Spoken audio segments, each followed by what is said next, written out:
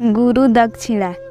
एक बार एक शिष्य ने विनम्रता पूर्वक अपने गुरु जी से पूछा, गुरु जी, कुछ लोग कहते हैं कि जीवन एक संघर्ष है, कुछ अन्य कहते हैं कि जीवन एक खेल है और कुछ जीवन को एक उत्सव की संज्ञा देते हैं। इनमें कौन सही है?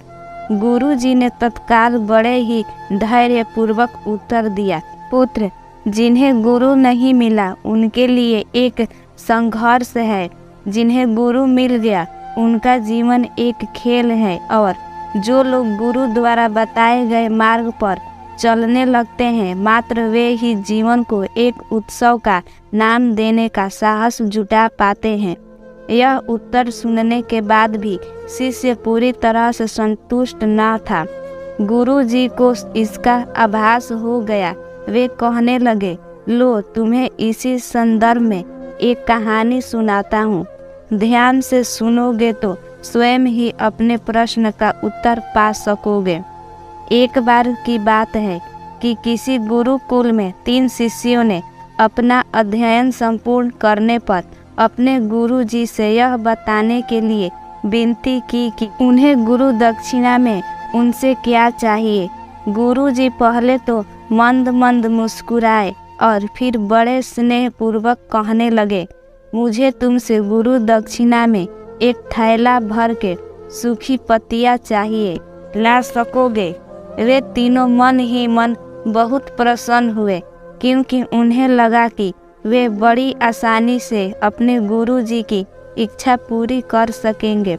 सूखी पत्तियां तो जंगल में सर्वत्र बिखरी रहती है। वे उत्साहपूर्वक एक ही स्वर में बोले, जी गुरु जी, जैसी आपकी आज्ञा।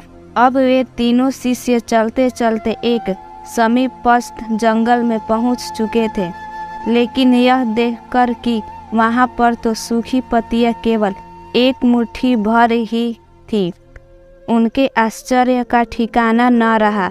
वे सोच में पड़ गए कि आखिर जंगल में कौन सूखी पत्तियां उठा कर ले गया होगा। इतने में ही उन्हें दूर से आता हुआ कोई किसान दिखाई दिया।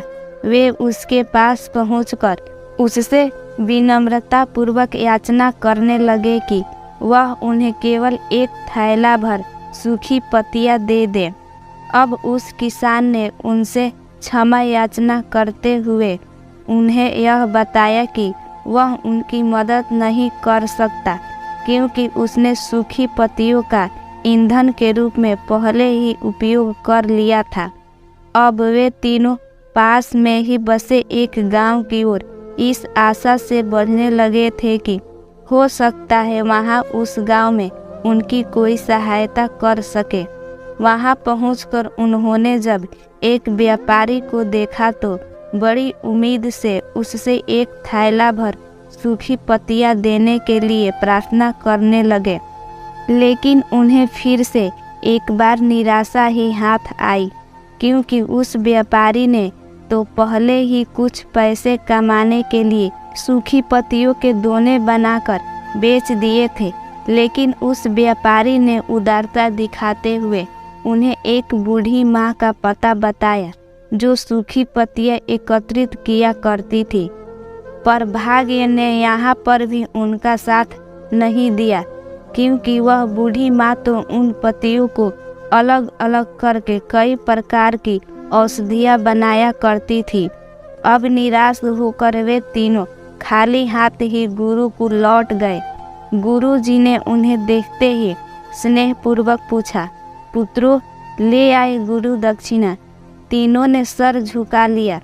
गुरु जी द्वारा दोबारा पूछे जाने पर उनमें से एक शिष्य कहने लगा, गुरुदेव, हम आपकी इच्छा पूरी नहीं कर पाए।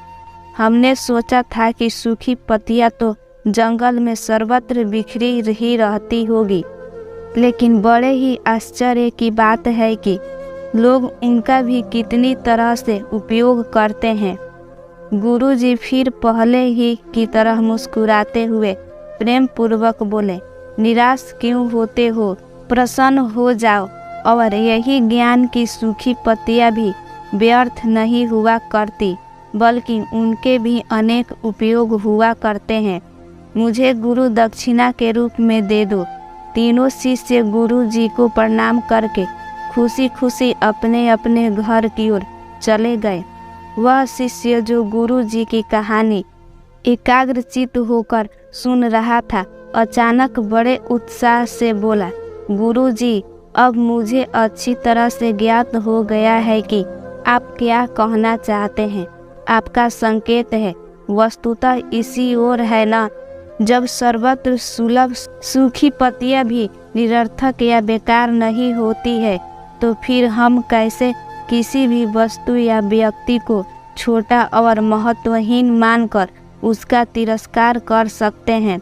चींटी से लेकर हाथी तक और सुई से लेकर तलवार तक सभी का अपना अपना महत्व होता है।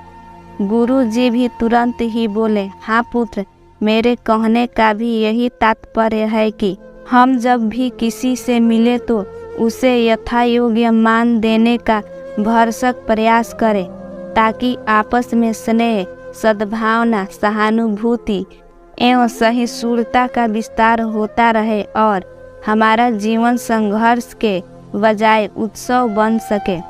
दूसरे यदि जीवन को एक खेल ही माना जाए तो बेहतर यही होगा कि हम निर्विक्षेप स्वास्थ्य एवं शांत प्रतियोगिता में ही भाग लें और अपने निष्पादन तथा निर्माण को ऊंचाई के शिखर पर ले जाने का अथक प्रयास करें। अब शिष्य पूरी तरह से संतुष्ट था। अंततः मैं यही कहना चाहती हूँ कि यदि हम मन, वचन और कर्म इन तीनों ही स्तरों पर इस कहानी का मूल्यांकन करें तो भी यह कहानी खरी ही उतरेगी। सबके प्रति पूर्वाग्रह से मुक्त मन वाला व्यक्ति अपने वचनों से कभी भी किसी को आहत करने का दुस्साहस नहीं करता और उसकी यही ऊर्जा उसके पुरुषार्थ के मार्ग की समस्त बाधाओं को हर लेती है। वस्तुतः हमारे जीवन का सबसे बड़ा उत्सव पुरुषार्थ ही होता है, ऐसा विद्वानों का मत है। तो दोस्तों, आशा करती हूँ कि इस कहानी के माध्यम से आपको बहुत कुछ सीखने और जानने को मिला होगा। तो दोस्तों, यह कहानी आपको कैसी लगी हमें कमेंट बॉक्स में ज़रूर बताएं। अगर आप लोग हमारे चैनल पर नए हो तो प्लीज़ हमारे चैनल को सब्सक्राइब ज़रूर करें। दोस्तों, इस वीडियो के अंत तक बने रहने के लिए बहुत बहुत धन्यवाद।